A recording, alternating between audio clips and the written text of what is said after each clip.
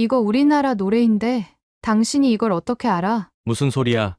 이건 한국에서 엄청 유명한 노래야. 어린 시절에 다들 불렀어. 아니, 한두 곡도 아니고 이 많은 곡이 전부 한국에서 만들어졌다고? 말 같지도 않은 소리 좀 하지 마. 여기 한 중국인 여자가 못마땅한 표정으로 고개를 절레절레 흔들고 있는데요. 과연 이곳에서는 어떤 일이 벌어진 것일까요? 한국 호랑이. 안녕하세요. 저는 베이징에서 살고 있는 20살 왕유친이라고 해요. 저희 부모님은 중국 군의 의장대로 한평생을 살아오셨어요. 의장대는 부모님께 단순한 직업이 아니라 삶의 전부였다고 할 수 있지요. 두 분께서는 의장대에서 함께 생활하시며 사랑을 키워오셨고 결국 결혼까지 하셨답니다. 그렇게 제가 태어나게 되었지요. 부모님께서는 어릴 적부터 저에게 의장대 이야기를 자주 들려주셨어요. 두 분 모두 의장대에서 보여주는 퍼레이드와 제식 동작, 깔끔하게 다려진 군복을 무척 자랑스러워하셨답니다. 자연스럽게 부모님께서는 제가 성장해 의장대에 입대하여 중국 군의 위상을 세계에 널리 알리기를 바라셨어요. 그런 부모님은 저에게 늘 중국 군대의 위대함을 강조하셨습니다. 왕유친, 우리 중국 군은 단순히 나라를 지키는 역할을 넘어 전 세계에서 인정받는 전투력을 가지고 있어. 특히 열병식은 중국 군사력의 자부심을 세계에 알리는 아주 중요한 행사란다. 저희 부모님은 매번 자랑스럽게 열병식의 의미를 설명해 주셨어요. 열병식은 단순한 퍼레이드가 아니야. 우리 군사 장비와 병사들의 훈련 상태를 한눈에 보여주는 자리야. 우리는 매번 세계가 주목하는 열병식을 통해 중국의 강력함을 증명해 왔어. 사람들이 중국의 군사력을 보고 두려움을 느끼고 존경하게 되는 것도 이 열병식 덕분이야. 아버지는 종종 중국 군대의 전투력을 구체적으로 이야기하며 강조하셨지요. 중국의 DF-41 대륙간 탄도 미사일은 세계에서 가장 긴 사거리를 자랑하지. 12,000km를 넘게 날아가고 동시에 여러 표적을 타격할 수 있어. 그리고 우리의 5세대 전투기인 J-20은 스텔스 기술로 미국의 F-35와도 대등하게 겨룰 수 있단다. 또한 항공모함 야오닝호와 산둥호는 우리의 해군이 전 세계 바다를 지배할 기반을 만들어줬지. 이런 힘이 있으니 우리 중국이 세계 강국으로 자리 잡을 수 있는 거야. 어머니도 덧붙이셨어요. 열병식에서 보여주는 병사들의 제식 동작은 단순한 행진이 아니야. 그것은 우리의 훈련과 규율이 얼마나 뛰어난지를 나타내는 거란다. 그 완벽함을 유지하기 위해 병사들은 몇 달 동안 하루도 빠짐없이 연습하고 또 연습하지. 그 과정이 힘들겠지만 그들이 보여주는 동작 하나하나가 세계에 우리 중국의 저력을 알리는 중요한 신호가 되는 거야. 부모님께서 이렇게 열정적으로 말씀하시는 모습을 볼 때마다 저는 한편으로는 감탄하면서도 또 다른 한편으로는 무거운 부담감을 느꼈어요. 그래서 저는 아주 어릴 때부터 부모님께 제식 동작을 배워야 했어요. 걸음마를 시작했을 때부터 일어나, 서, 돌아서, 멈춰 같은 명령어를 듣는 게 일상이 되었답니다. 부모님께서는 열병식에서 제가 당당히 행진하는 모습을 상상하시며 기대에 부풀어 계셨던 것 같아요. 하지만 제가 생각해도 저는 부모님의 기대에 미치지 못했어요. 사실 저는 제식 동작에 전혀 재능이 없었답니다. 아니, 형편없었다고 하는 편이 더 맞겠지요. 부모님께서 보여주신 깔끔하고 정확한 동작들은 저에게는 마치 풀 수 없는 퍼즐 같았어요. 처음엔 부모님께서 차분히 가르쳐 주셨지만 시간이 지날수록 답답함을 느끼셨는지 점점 화를 내셨어요. 왕유친, 너 정말 우리 딸 맞니? 이 간단한 동작 하나 못해서야 어딜 가겠니?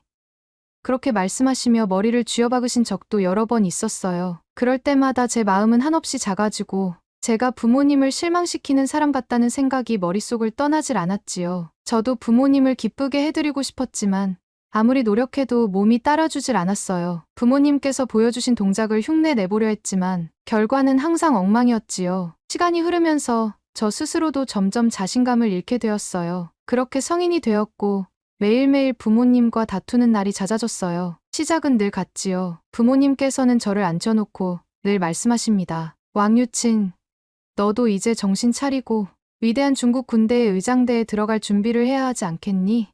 애국하려면 그게 제일 확실한 길이다. 이 말을 들을 때마다 속이 답답해져요. 그래서 오늘도 참지 못하고 대답했지요. 애국은 꼭 군대에 입대해야만 할 수 있는 게 아니에요. 다른 방식도 있다고요. 그러면 부모님은 금세 얼굴이 굳으시고 잔소리를 시작하세요. 다른 방식. 내가 매일 컴퓨터 앞에 앉아서 한국 노래나 듣고 있는 게 애국이라고. 그게 무슨 애국이냐? 오늘은 그 말을 듣자마자 더 이상 참을 수 없었어요. 저는 터져버렸지요. 엄마, 아빠, 저도 애국하고 있어요. 그냥 컴퓨터 앞에 앉아 있는 게 아니에요. 저는 지금도 매일 중국을 지키고 있는 거라고요. 부모님은 어이가 없다는 표정으로 저를 바라보셨고, 저는 설명을 이어갔습니다. 한국에서 우리 중국 노래를 따라 만든 노래가 얼마나 많은지 아세요? 그걸 제가 다 찾아내고 정리하고 있어요. 사람들에게 알리고 신고하는 것도 제가 하고요. 일주일에도 몇백 곡씩 나온다니까요. 제가 그걸 놓치지 않으려면 잠도 못 자고 계속 작업해야 한다고요. 부모님은 한숨을 푹 쉬시더니 정말 답답하다는 듯 말씀하셨어요. 왕유친, 어차피 한국은 중국의 속국 아니었니?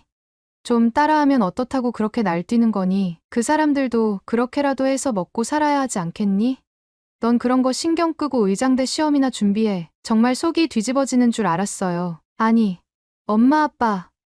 그게 아니라니까요. 지금 전 세계가 한국 노래로 난리라고요. 유튜브나 SNS에서 한국 노래가 얼마나 많이 퍼져 있는지 아세요? 근데 그 노래가 사실은 중국 노래라는 걸 전혀 모르고 다들 한국 거라고 믿어버린다면요? 그럼 우리 문화는 어떻게 되는 거냐고요? 나중에 우리가 사실 그건 중국 노래입니다라고 말하면 아무도 믿지 않을지도 몰라요. 그게 얼마나 심각한 일인지 모르세요? 제 말에 부모님은 고개를 절레절레 흔드시며 아주 단호하게 말씀하셨습니다. 내가 할 일은 그런 게 아니야. 의장대에 들어가서 나라를 위해 봉사하는 게 내가 해야 할 일이지. 너 혼자서 한국 노래를 다 맡겠다는 게 말이 된다고 생각하니?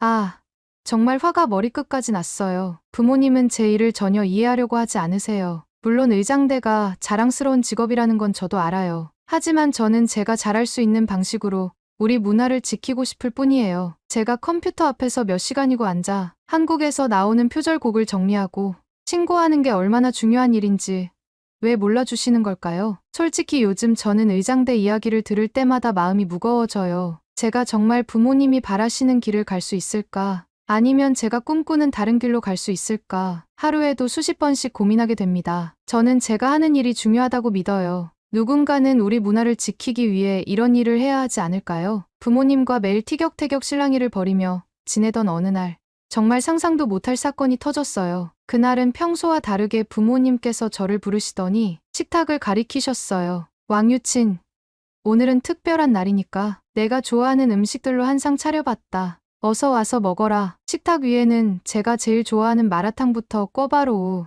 그리고 제가 몇 번이고 노래를 불렀던 딸기 생크림 케이크까지 놓여 있었어요. 심지어 어머니께서는 꽃다발까지 들고 계셨지요. 저는 순간 뭔가 잘못 봤나 싶어 눈을 비볐어요. 엄마, 아빠, 이게 다 뭐예요? 오늘 무슨 날이에요? 제 생일도 아니고 기념일도 아닌데요. 부모님은 마치 서프라이즈를 준비한 사람처럼 환히 웃으며 말씀하셨어요. 오늘은 왕유친, 너희 새로운 시작을 축하하는 날이야. 그래서 내가 좋아하는 걸로 준비했지. 새로운 시작이라니. 저는 도저히 무슨 말인지 이해가 안 됐어요. 새로운 시작이요? 대체 무슨 일이에요? 제가 뭘 시작하게 된다는 건데요. 그때 아버지가 자리에서 일어나시더니 작은 봉투 하나를 꺼내 제게 건네셨어요. 이걸 보면 알게 될 거다. 봉투를 받은 저는 순간 가슴이 두근거렸어요. 뭐지? 설마 장난은 아니겠지. 봉투를 조심스럽게 열어본 순간 제 눈앞에는 선명하게 적힌 단어들이 보였어요. 중국 국군 의장대 합격 통지서. 뭐라고요? 저는 손에 든 종이를 다시 읽고 또 읽었어요. 믿을 수가 없었거든요. 아빠, 이게 뭐예요? 제가 의장대에 지원한 적 없잖아요. 그때 아버지께서 아주 당당하게 말씀하셨지요. 왕유친, 내가 이제 20살이 됐잖니. 여군에 지원할 수 있는 나이가 되었으니까 우리가 알아서 지원해 둔 거야. 저는 멍하니 그 말을 듣다가 도저히 참을 수 없어서 소리쳤어요. 뭐라고요? 제가 지원도 안 했는데 어떻게 합격 통지서가 나와요? 이게 대체 무슨 말이에요? 그제야 어머니께서 살짝 민망한 표정으로 말씀하셨어요. 왕유친, 사실 우리가 조금 도움을 받았지. 의장대 고위 간부에 로비를 해서 내 합격서를 받아온 거야. 그러니까 이제 내가 할 일은 하나야. 열심히 훈련받아서 훌륭한 의장대원이 되는 것. 뒷돈을 썼다고요? 저는 거의 기절할 뻔했어요. 엄마, 아빠, 그게 무슨 소리예요? 제가 의장대에 가고 싶다고 한 적도 없잖아요. 게다가 돈까지 써서 억지로 합격시키다니. 이게 말이 돼요? 아버지는 고개를 끄덕이며 대답했어요. 유친아, 너희 엄마랑 나는 내가 이 길을 걷는 게 내 인생의 가장 좋은 선택이라고 생각했단다. 내가 우리처럼 의장대원이 되는 건 우리 가족의 자랑이고 나라를 위한 봉사잖니. 아니요. 저는 그런 선택을 한 적 없어요. 저는 너무 화가 나서 목소리가 떨렸어요. 엄마, 아빠, 제가 매일 뭐 하는지 보셨잖아요. 한국이 표절한 노래를 조사하고 우리 문화를 지키기 위해 노력하는 게 제 일이라고요. 그런데 갑자기 의장대라뇨? 제가 무슨 로봇인가요? 왜 저를 제 뜻도 없이 의장대로 밀어넣으세요? 부모님은 한숨을 쉬시며 말씀하셨어요. 왕유친, 그게 내 인생의 가장 좋은 길이야. 내가 지금 무슨 일을 하는지 우리는 잘 몰라도 의장대원이 되면 내 인생은 훨씬 나아질 거야. 부모로서 당연히 널 위해 선택한 거란다. 저는 그 말을 듣고 정말 속이 뒤집어질 것 같았어요. 아니요.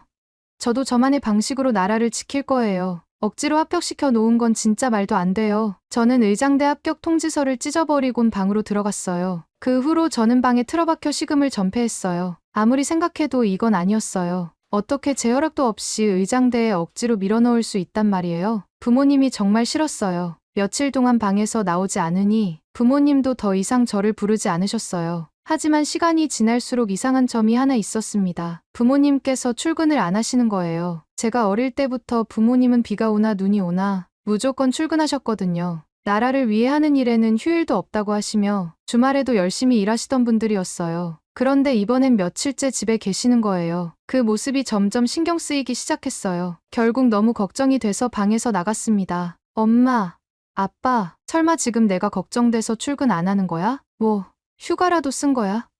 왜 출근을 안 해? 열병식도 얼마 안 남았다며 부모님은 잠시 서로를 쳐다보시더니 드디어 입을 여셨어요. 어머니가 조심스럽게 말했지요. 사실은 말이다. 왕유친, 너를 의장대에 합격시키려고 우리가 퇴직을 했단다. 뭐라고요? 퇴직을 했다고요? 저는 그 말을 듣고 깜짝 놀라서 소리를 질렀어요. 그럴 리가 없다고 생각했거든요. 평생을 의장대에 바친 분들이 갑자기 퇴직이라니요. 아버지가 담담하게 말을 이으셨습니다. 요즘 중국 정부에서는 희망퇴직을 권고하고 있거든. 그리고 너를 의장대에 보내려면 돈이 필요하니까 우리 둘 다 퇴직을 했지. 약간의 퇴직금과 모아둔 돈을 써서 의장대 고위간부 장비서에게 뒷돈을 찔러줬단다. 뭐라고요? 돈 때문에 퇴직을 했다고요? 그리고 그 돈을 다 뒷돈으로 썼다고요? 저는 입이 딱 벌어졌어요. 도대체 무슨 생각으로 이런 일을 하신 건지 이해가 안 됐어요. 저는 당장 부모님께 따졌습니다. 그럼 우리 앞으로 생활은 어떻게 하려고 그렇게 나와버린 거예요? 지금 돈도 없을 텐데. 그러자 어머니가 부드럽게 웃으며 대답하셨습니다. 군인연금이 있으니 걱정하지 않아도 돼. 우리는 돈이 많아서 행복한 게 아니야. 너만 조국을 위해 일하는 모습을 보여준다면 그걸로 충분하단다. 부모님은 한결같은 표정으로 대답하셨어요. 왕유친, 내가 얼마나 중요한지 모르겠니? 너는 우리 인생의 자랑이고 희망이야. 내가 의장대에 들어가서 조국을 위해 헌신하는 모습을 보는 게 우리가 꿈꾸던 일이란다. 우리가 살아온 삶을 내가 이어갈 수 있다면 더 이상 바랄 게 없지. 저는 그 말을 듣고 더 이상 어떤 말도 할 수 없었어요. 부모님은 너무나도 확신에 차 있었고 제가 무슨 말을 해도 들을 것 같지 않았어요. 머릿속은 혼란스러웠고 가슴은 답답해서 터질 것 같았어요. 그렇게 저는 며칠 동안 고민 끝에 결국 부모님의 뜻을 따르기로 했어요. 좋아요. 엄마 아빠, 의장대 들어갈게요. 부모님은 그제야 환하게 웃으셨죠. 어머니는 저를 끌어안으며 기뻐하셨고 아버지는 흐뭇한 표정으로 말씀하셨습니다. 그래. 왕유친, 내가 올바른 선택을 해줘서 정말 기쁘구나. 하지만 저도 조건을 하나 걸었어요. 대신 조건이 있어요. 지금 제가 하고 있는 일이 있어요. 한국에서 우리 중국 노래를 베껴가는 일을 전 세계에 알리는 작업이에요. 이걸 끝내기 전에는 의장대 이야기는 꺼내지 말아주세요. 부모님은 처음엔 어이없다는 듯한 표정을 지으셨지만 제가 얼마나 진지한지 아시고는 마침내 고개를 끄덕이셨죠. 좋아. 그 일이 그렇게 중요하다면 마무리해. 하지만 그 이후에는 의장대 훈련에 전념해야 한다. 알겠지? 저는 그렇게 부모님의 허락을 받고 다시 작업에 몰두하기 시작했어요. 한국에서 우리 중국 노래를 베낀 사례를 정리하는 작업은 생각보다 훨씬 어려웠어요. 한국의 음원 사이트에서 곡을 하나하나 확인하며 데이터를 모으는 데만 꼬박 한 달이 걸렸습니다. 한국의 인기 음원 차트를 살피고 SNS와 뉴스, 블로그 등을 뒤지며 중국 노래와 유사한 곡들을 비교해야 했거든요. 그 과정에서 발견한 곡들은 정말 충격적이었어요. 몇몇 곡은 멜로디와 가사뿐만 아니라 편곡 스타일까지 거의 그대로 가져다 쓴 듯했죠. 그렇게 밤낮 없이 모은 자료가 두꺼운 파일 2개를 채웠어요. 그리고 그동안 제가 미처 알지 못했던 사실도 발견하게 되었어요. 일부 곡은 단순히 멜로디를 가져온 수준이 아니라 중국 전통 음악의 멜로디를 샘플링하거나 우리의 고유한 악기를 활용한 부분까지도 빼앗아 갔다는 것이었죠. 제가 이 자료를 온라인에 일부 공개하자 한국 작곡가 중 한 명이 자신의 SNS에 글을 올렸어요. 처음엔 어떻게 반응할까 궁금했는데 그 내용은 제 기대와 완전히 달랐습니다. 중국에서 또 무슨 일이래? 대응할 가치도 없는 이야기다. 참 재밌네. 그는 화를 내기는커녕 비웃고 있었어요. 마치 제가 괜히 난리를 치고 있다는 듯이 말이에요. 그 글이 올라오자마자 한국 네티즌들은 그의 편을 들며 저를 조롱하기 시작했어요. 중국이 무슨 창작권을 얘기해? 전 세계 짝퉁의 왕이면서 중국인들이 창작에 관심이 있었다니. 놀랍네. 이런 반응에 저는 처음엔 화가 나고 억울했지만 곧 마음을 다잡았어요. 좋아. 그렇게 비웃어라. 내가 이번 일을 반드시 마무리해서 진실을 밝힐 거야. 한 달간의 자료 정리가 끝난 뒤 저는 모든 자료를 모아 중국 저작권 협회에 보냈습니다. 협회 담당자는 자료를 보자마자 감탄을 금치 못하며 말했어요. 왕유친 씨, 이 자료는 굉장히 가치 있는 정보네요. 단순히 표절 신고로 끝낼 일이 아니라 국제 소송으로도 이어질 가능성이 높습니다. 이 자료는 분명 논문으로 만들어져야 해요. 중국 사람들이 우리 문화를 소중히 여기는 계기가 될 겁니다. 그 말을 듣는 순간 제 가슴이 벅차올랐어요. 이 작업이 단순히 한국의 표절을 알리는 수준을 넘어 중국 문화의 가치를 다시 한번 세계에 알릴 수 있는 계기가 될 거라 생각했습니다. 매일같이 자료를 정리하며 조사하는 데 모든 시간을 쏟고 있던 어느 날, 정말 뜻밖의 일이 벌어졌습니다. 그날도 저는 노트북 앞에 앉아 음원 사이트를 뒤지며 자료를 추가하고 있었어요. 한참 집중하고 있는데 갑자기 집안의 모든 불이 꺼져버렸습니다. 또 정전이야?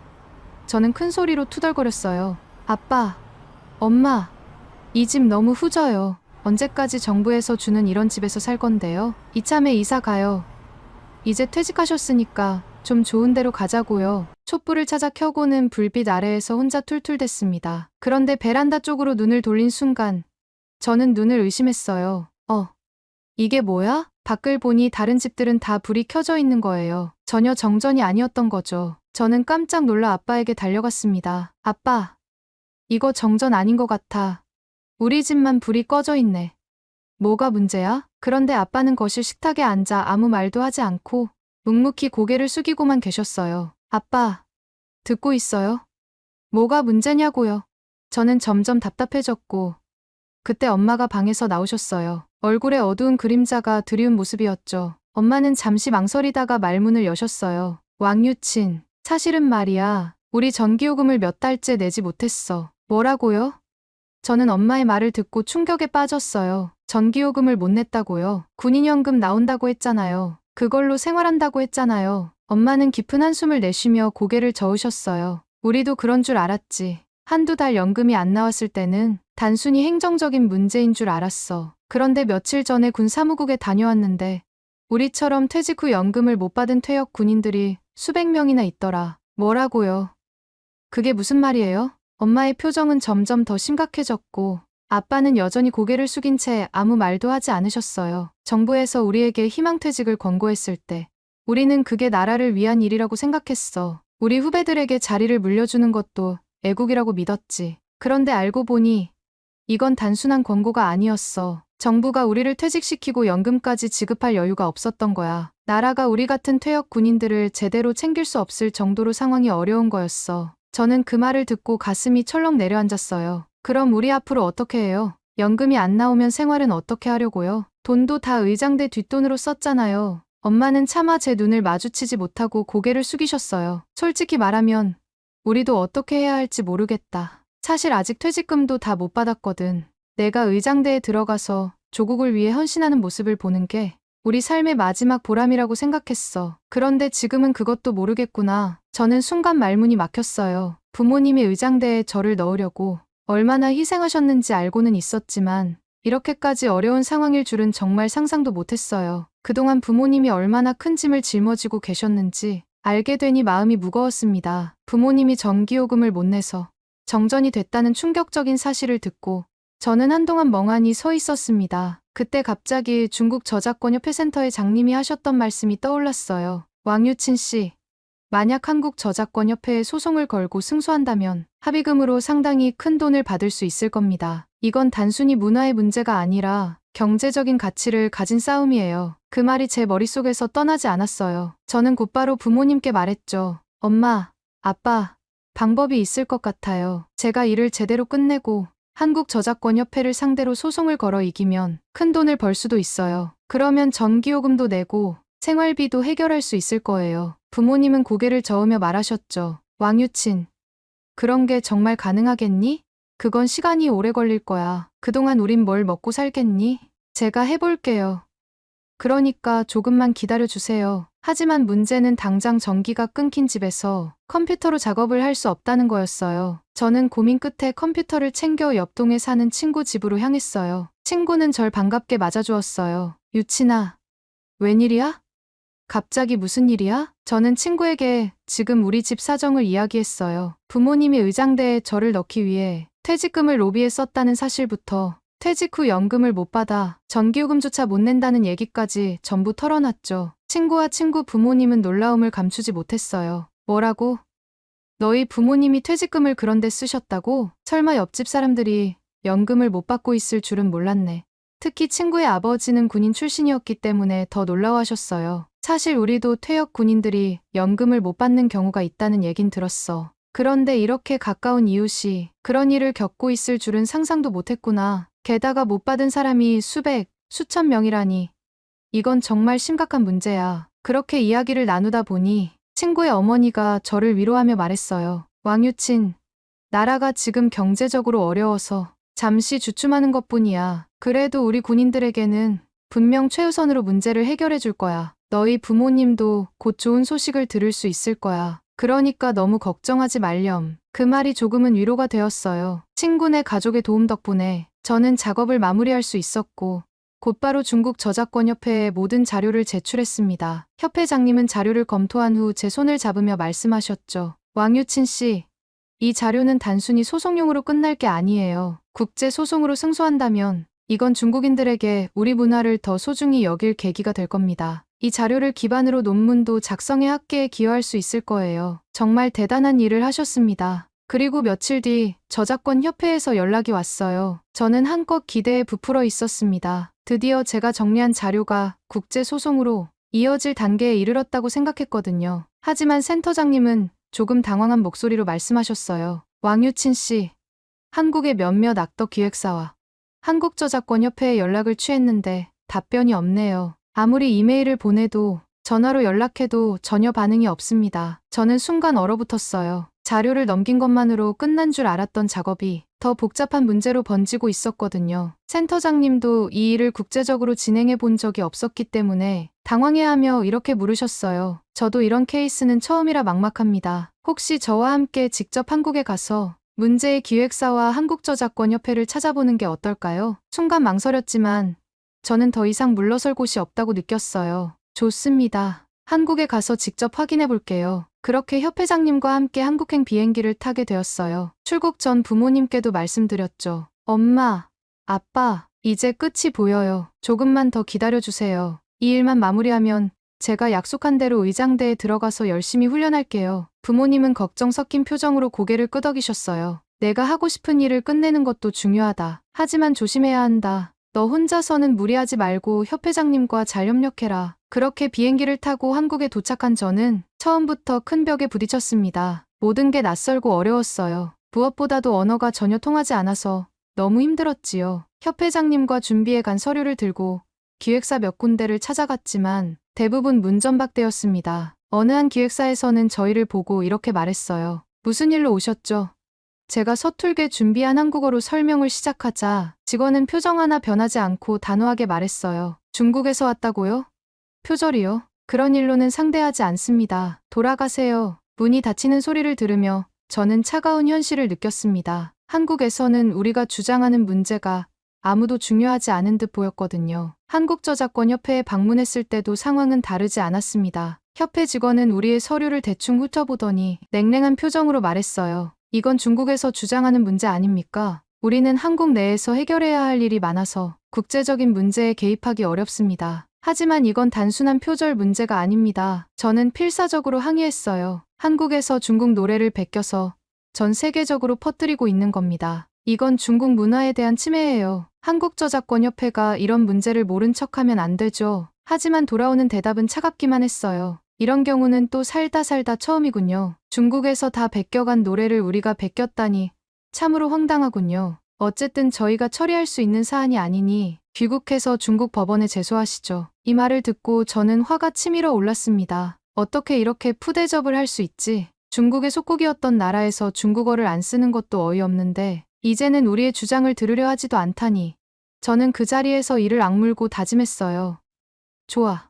이렇게 푸대접을 받았는데 소송에서 진다면 정말 억울할 거야. 어떻게든 한국에서 결판을 보고 돌아가겠다. 그날 밤 협회장님과 숙소로 돌아와 한국에서의 대응 방안을 논의하던 중 예상치 못한 사건이 벌어졌습니다. 한국의 한 유명 방송 프로그램에서 우리의 사례를 다룬 것이었습니다. 프로그램에서 문제의 작곡가가 출연해 이렇게 말했죠. 중국에서 이런 주장들을 하고 있다는 게 참 재미있습니다. 우리 곡을 따라했다는 건데 사실은 거꾸로 그쪽이 우리 걸 따라한 게 아닐까요? 이 발언은 단순히 비웃는 수준을 넘어서 한국 대중들 사이에서 큰 논란을 불러일으켰습니다. 방송 직후부터 SNS에는 우리를 비난하는 글들이 넘쳐났죠. 중국이 또 쇼를 한다. 우리나라를 폄하하려는 건지 뭔지.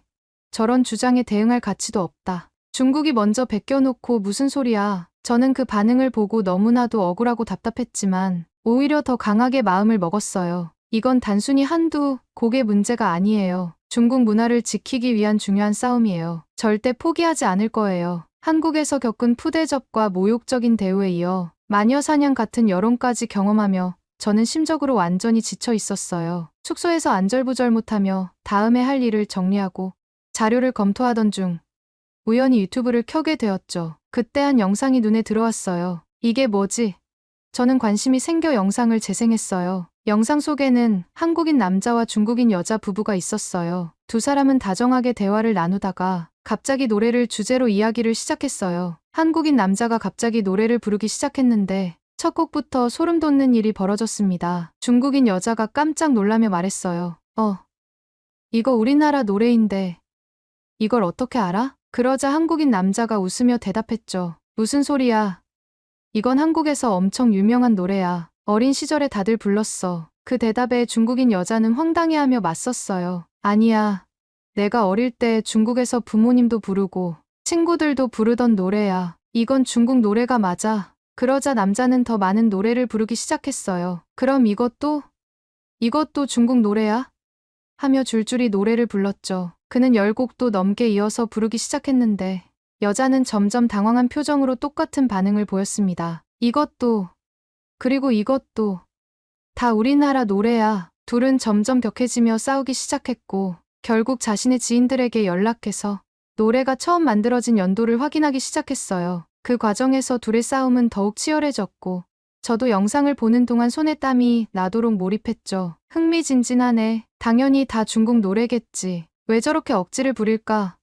저는 속으로 그렇게 생각하며 지켜봤어요. 하지만 결과는 제 예상을 완전히 뒤엎었어요. 놀랍게도 그들이 확인한 결과 부른 모든 노래가 한국에서 먼저 만들어진 노래였던 겁니다. 단 한 곡도 빠짐없이 말이죠. 그 노래들의 제작 시기는 충격적이었어요. 비슷한 시기였더라도 어느 정도 주장할 여지가 있었겠지만 대부분은 한국에서 몇 년, 심지어는 10년 전에 만들어진 노래들이었어요. 중국인 여자도 결국 모든 노래의 출처를 인정하며 패배를 받아들일 수밖에 없었고 둘은 웃으며 싸움을 마무리했어요. 그러나 저에게는 웃을 수 없는 일이었죠. 영상의 댓글창은 온통 재미있다, 웃기다는 반응으로 가득했어요. 역시 한국 음악의 위대함을 알 수 있는 싸움이었다. 중국인 여자분 귀엽네. 근데 사실은 사실이지. 이런 콘텐츠는 더 많이 나왔으면 좋겠네. 사람들이 웃고 즐기는 동안 저는 화면을 보며 오열했어요. 모든 게 허무했거든요. 그렇다면 내가 지금까지 조사한 자료들도 다 틀렸단 소리잖아. 이게 무슨 일이야. 제가 수집한 자료들을 떠올리니 머릿속이 하얘졌습니다. 그동안 밤낮 없이 정리하며 스스로 믿었던 진실이 완전히 뒤집힌 기분이었어요. 마치 제 인생 전체가 부정당하는 느낌이었죠. 저는 혼란스러움과 허탈감에 휩싸였고 이제 더 이상 이 일을 이어나가는 게 무의미하다는 결론에 이르렀어요. 결국 무거운 마음을 안고 집으로 돌아왔습니다. 부모님께 제 결정을 말씀드리기 위해서였죠. 엄마, 아빠, 저 당장 입대할게요. 더 이상 방법이 없어요. 부모님은 제 말을 듣고 잠시 말을 잇지 못하시더니 어머니가 조심스럽게 물으셨어요. 무슨 일이 있었니? 왕유친? 내가 이렇게 갑자기 결정을 내린 걸 보니 무척 큰 일이 있었던 것 같구나. 저는 울먹이며 한국에서 있었던 일을 설명하며 앞으로 계획을 말했어요. 저작권 소송은 이미 물 건너갔어요. 그리고 엄마, 아빠는 저를 위해 모든 걸 바치셨잖아요. 군인 월급이 크진 않지만 지금처럼 중국 정부에서 제공해주는 아파트에서 계속 살려면 다른 방법이 없어요. 제가 의장대에 들어가서 열심히 할게요. 지켜봐 주세요. 이상, 여기까지 왕유친의 이야기였습니다. 재미있게 들으셨나요? 다음에도 더 재미있고 감동적인 이야기를 원하신다면 좋아요와 댓글 부탁드립니다. 여러분의 응원 하나가 저에게는 큰 힘이 된답니다. 한국 호랑이